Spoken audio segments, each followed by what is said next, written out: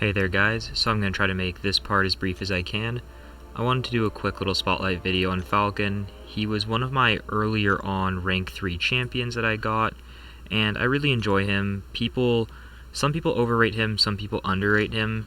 I feel like it's important to try to figure out his spot in your roster. It's not always going to be the biggest spot, but I think he's a very solid champion that gets a little bit too much hate right now because he got a little bit too much attention early on after his buff. His abilities are pretty short, if we're being honest. So mine's not duped, but the dupe is actually very useful and very, very helpful for him for extra damage. Gives you extra critical rating, so you just crit a lot more often, and then your locked on lasts longer, which helps all your other stuff.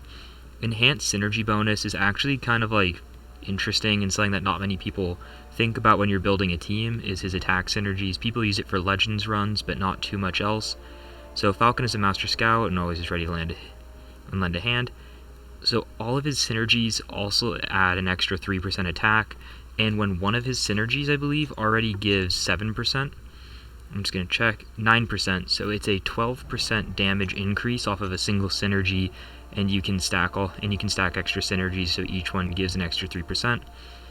The recon, pretty simple, you just dash back, hold block, and it locks on. It has a decent cooldown, but it's pretty easy to maintain in a fight as long as you have good tempo and you're good at controlling space. In some matchups where your ability accuracy reduction is very, very important, it can be a little bit hard to maintain your space if they're stun immune or something, but as long as you know to keep your cool and just hit their block or whatever you have to do to wait out that timer, dex on the wall a little bit if you have to, try to maintain spacing is just the biggest portion for that phase when you're down. But then when you get your locked on them, you want to try to just go in as much as you can and hit them a ton, because you get, where is it on here? Oh, there it is, it's at the top, my bad. So back, hold your block, opponents gain lock on charge for 14 seconds while lock on is active. You reduce their ability accuracy reduction by 100%. So that's what most people always overrate or underrate, is that it's only 100%. Some people prefer if it can go over 100% because some nodes like Force of Will, you can't change their ability accuracy, so you need something like Mole Man with True Strike. So Falcon wouldn't work for that. But you don't bring Dr. Doom to go fight a Torch. You bring something else. You bring a Nick Fury with Bleed. You bring an Incinerate immune champion.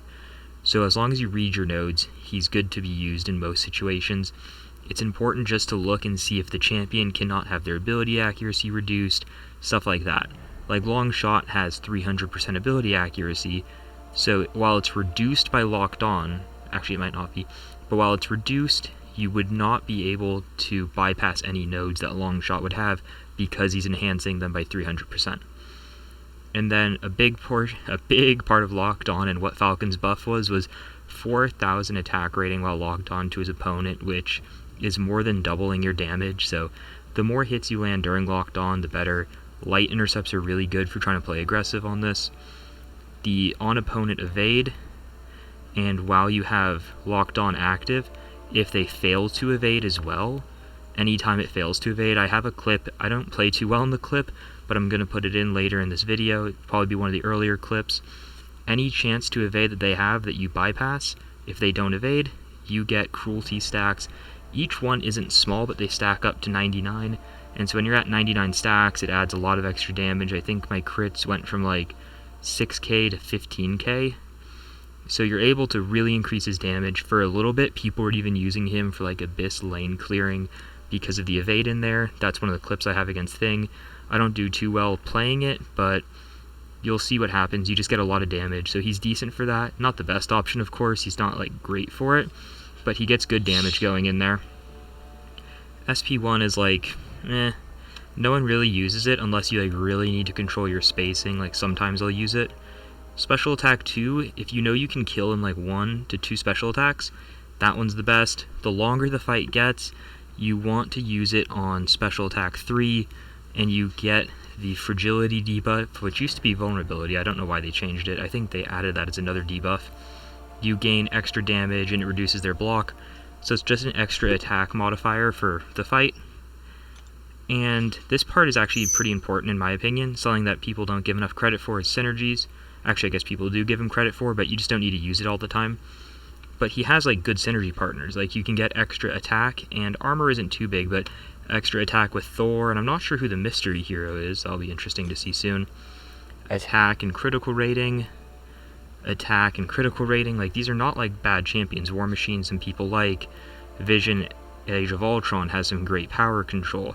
Winter Soldier with Killmonger. Hawkeye after his buff seems to be pretty good. Cole Obsidian by himself isn't necessarily the best, but when you're getting 9% attack rating, kinda good, kinda good. Idol. Idol is actually such a crazy synergy. You get 7% attack for each Captain America you bring, and you also gain health, so that's really nice. And Captain America Infinity War is obviously a fantastic champion. Does he have a synergy going back to him? I feel like he does. I just want to check that really quickly, because I think he has a synergy with... No, he does not. And then a synergy that helps out Falcon. He doesn't have many of them, but in my opinion, this one actually helps out Falcon a decent bit. It's this one on Black Widow Deadly Origins. It just gives you Black Widow's insight on Falcon, which adds a decent bit of damage. It's nice. It's not like anything required. So that's kind of going to be the intro for this. I hope that explains his abilities kind of well. I hope that I didn't ramble on too long there. He's a fun champion. I enjoy him. So I hope this video sheds some light on like what he can do. Again, the most important things for Falcon are your spacing and checking the nodes beforehand to make sure that you can reduce their ability accuracy reduction.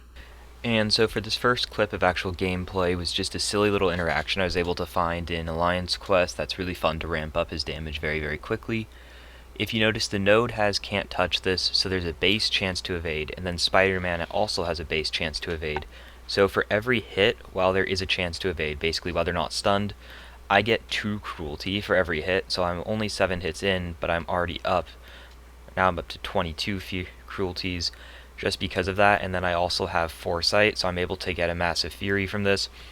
This clip is from a while ago. I just took it because it was really funny what I was able to do with getting out all the extra cruelties, which just brings his damage up to a really crazy level. I'm just trying to get him to throw a special here so I can finish off the fight and locked on. I think I just like take the special 2 on the block and I get locked on during it, but he's being very, very stingy with this special 2 right here. And I'm up against the wall even though this map is like super long. So I just go in for it. I get the intercept, so I hit for 14k. So yeah, it was just a really interesting little interaction. So if there's more than one instance of chance to evade, I guess he starts to stack what he's preventing. So if there's 2 stacks of evade, you're getting 2 cruelties each time, which I think was like actually really cool. I didn't know about that until I did this AQ path with him. I just went for an intercept there and I was just really late. It's kind of hard sometimes to get the locked on straight into the intercept. But like, look, I'm at 50% and I'm not even done with my locked on yet. I think I kill her in a single locked on phase, which is really hard to do. And that just about, oh no, that doesn't wrap it up. There's still one more Spider-Man to kill, I guess. And yeah, it's just, you're getting the double cruelty, so your damage goes up, and then you get the 200% fury. So obviously foresight isn't always going to be there, but like in a normal quest, it just increases your damage by a lot, which is a lot of fun, I think. And that just about wraps up this clip. The next clip is also going to be showing kind of his cruelty gain, but in a bit of a different way. This is just like his pure max damage output. I'll see you guys in a second.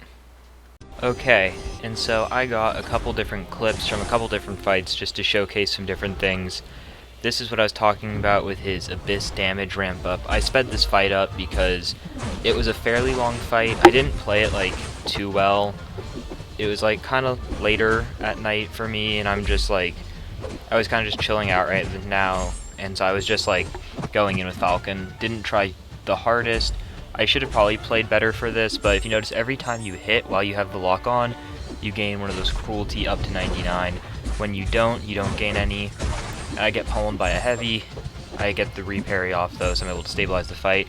And here I go for the special 3. In Abyss it only counts for the 1 hit charge, so that's nice. But it's mainly for the fragility debuff, which just increases my damage. I try to bait out a special.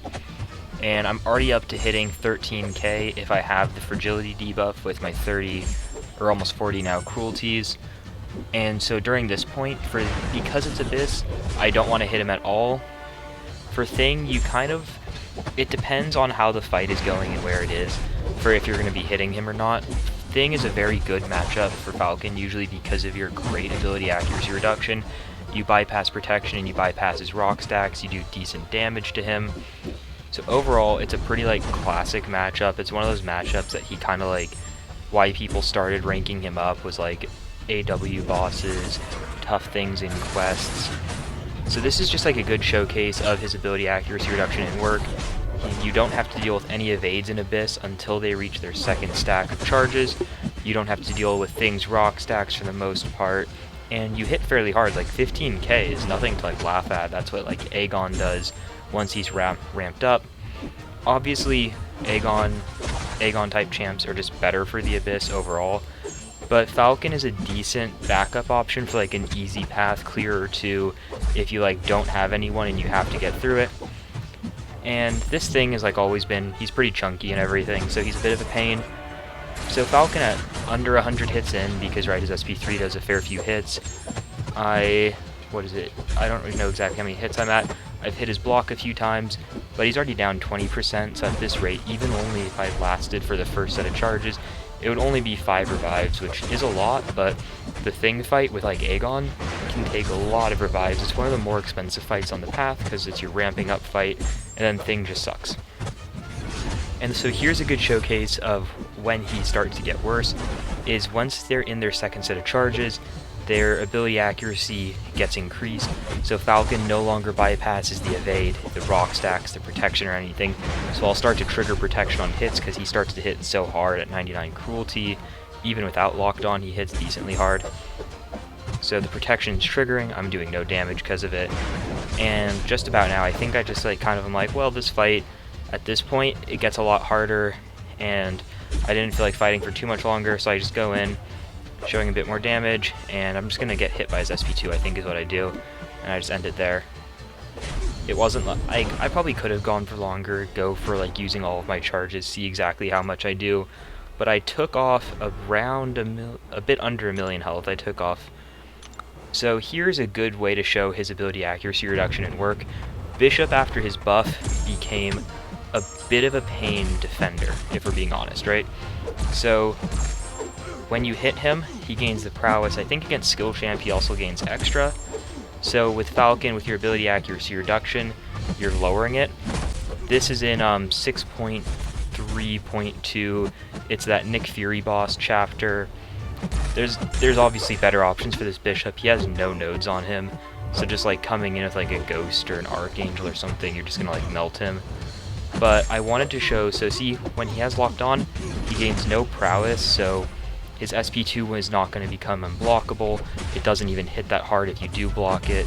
The SP1 isn't unblockable, so it's not necessarily a good Bishop counter, but I just wanted to show some different uses that you could manage with his ability accuracy reduction. I also, I was trying something out with the editing here to make the fight kind of go faster. I sped up the portions where I was not locked on, and I go back to regular speed for that. Let me know if it's a little bit jarring, and for videos like this, again, I won't do that. But for a champion like Falcon, I feel like it kind of makes it easier to watch just because those down periods get a little bit tedious. So right here, I'm just baiting it out. I get back from my locked on. He's almost dead. I eat the heavy though. But that actually ended up being good because it gets me up to my SP2, and his SP2 is always a guaranteed crit on the second hit if locked on. So see, I go in and I crit, and I never had to deal with an unblockable special because of ability accuracy reduction. Not a great matchup because you don't want to use class disadvantage with Falcon, but I decided to go for another class disadvantage fight. It was just a matchup I just thought of because so this is a newer champion with Kitty Pryde is what I'm going to be searching up here with Buddy Lee. He has that R4 Kitty Pryde, which is really nice looking.